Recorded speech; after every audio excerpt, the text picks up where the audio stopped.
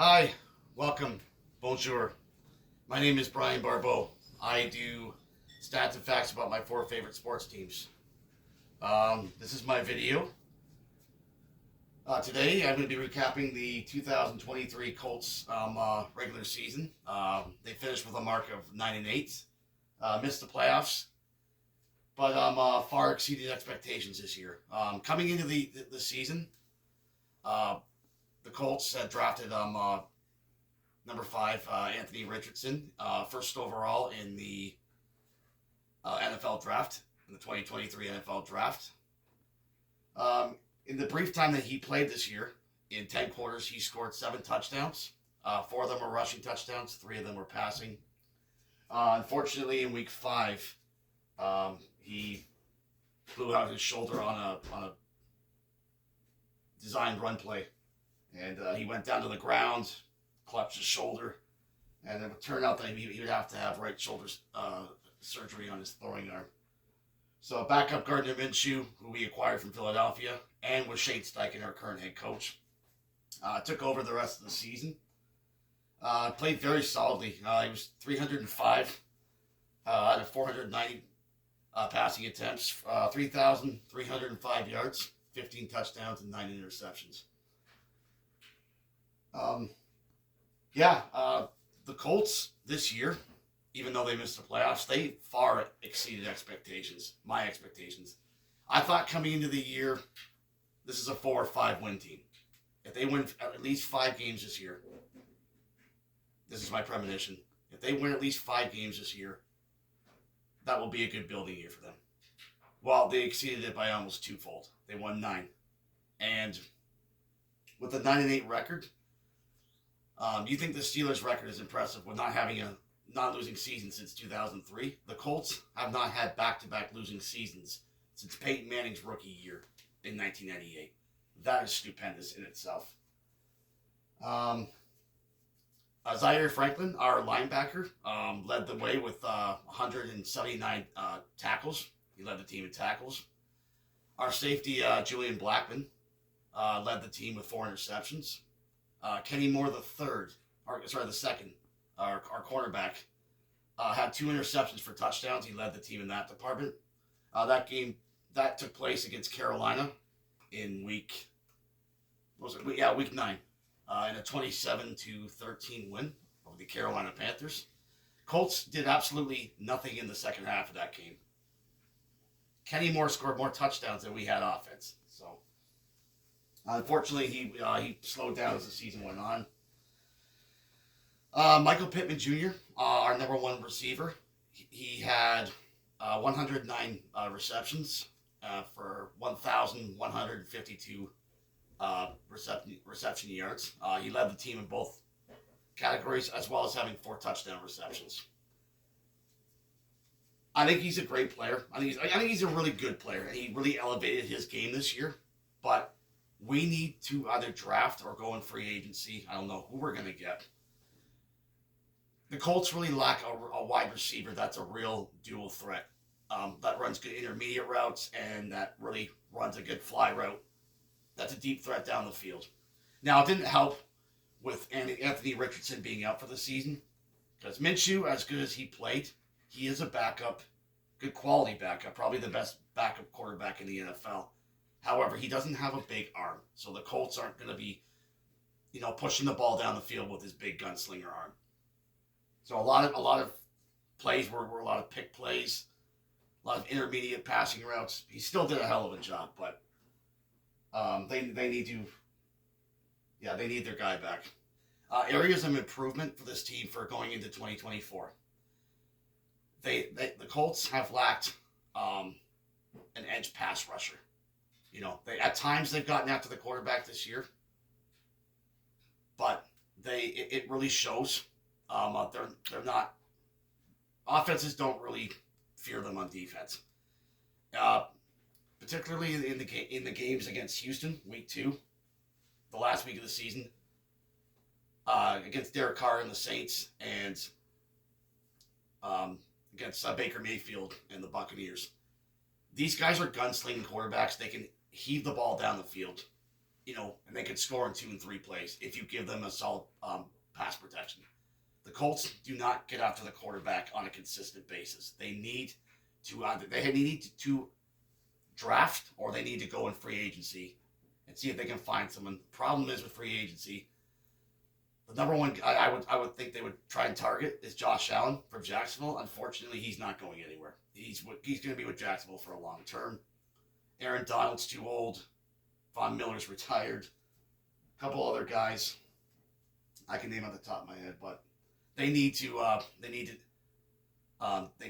fix that area as far as the defensive end goes. Second area of improvement is cornerback. Juju Brent's really good player, but on the left side, they need to fix the right side. Too many big plays given up this year, and that's also a lack of a pass rush. That goes hand in hand with not having a pass rush either. They need to. They got burned deep down the field this year. They did not cover well as far as wide receiver. The opponent's wide receivers need to address that, either drafting or free agency. Third, again, they lack I referenced this earlier. They need to go draft a wide receiver. Marvin Harrison Jr. is one of the big prospects coming out of college this in the draft. But unfortunately, he's probably going to go in the top 4. We're selecting 15. So it doesn't look like we're going to get him. If we are to trade up somehow and negotiate and try and get him, this Colts team would be unbelievable. I mean, they would be so explosive. With that being said, this team last year, they were 4-12-1. And they lost their last 7 games, including losing badly. They had a 33-0 lead against Minnesota at halftime. Take a guess what the final score of that game was. I did a video about a year ago addressing that. Check it out.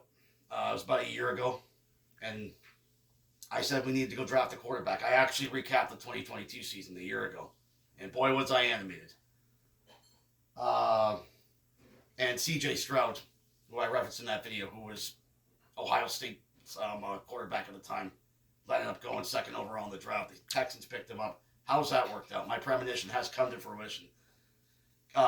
Kid led him to the playoffs against my Colts in the last game. They just beat Baltimore. They just beat Cleveland last week. They obliterated them. Stroud was on fire. They're losing right now in the divisional, but still, I mean, the kid's got moxie, man. He is the real deal, and he's also got weapons around him. Anyways, with that being said, back to the Colts. Yeah, this year, they drafted their guy. Unfortunately, he got an injury at the end. In week 5 against Tennessee, that has sidelined him for the rest of the year. But a lot of optimism going forward with this team. I think they've got a bright future. Like I said, they have to address those needs. Cornerback, edge pass rusher, wide receiver. I wish we were getting Marvin Harrison Jr. unless we trade up and negotiate. I don't think it's going to happen. They'll probably go to either Carolina or New England or maybe even Chicago. So,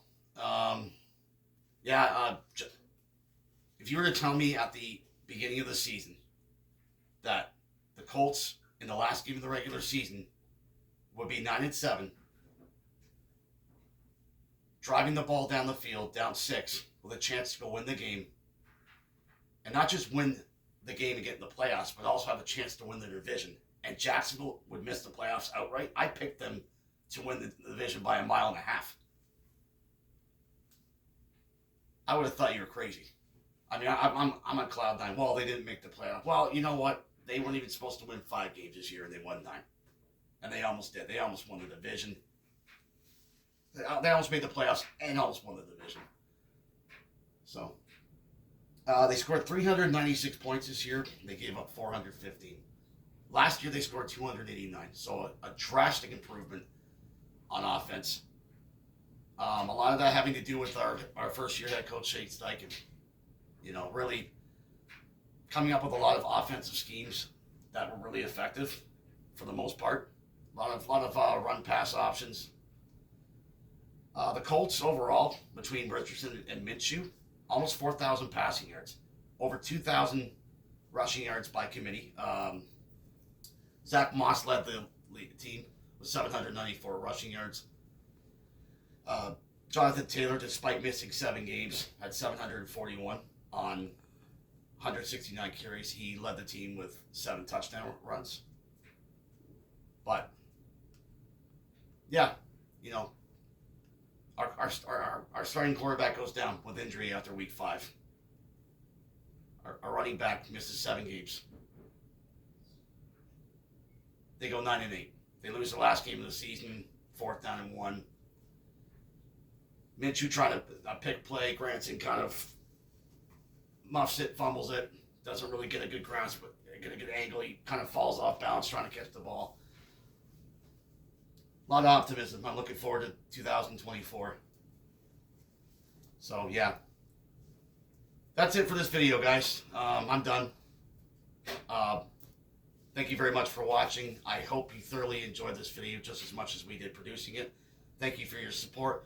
Do not forget to click subscribe, like, comment down below. Colts fans, Colts Nation, what do you think about this season? Let me know in the comment section. We will be posting another video in the foreseeable future. As far as the YouTube shorts go, they will be ongoing. Colts highlights, Celtics highlights, Leafs highlights. And yeah, thank you for your support, and we'll talk soon. Okay?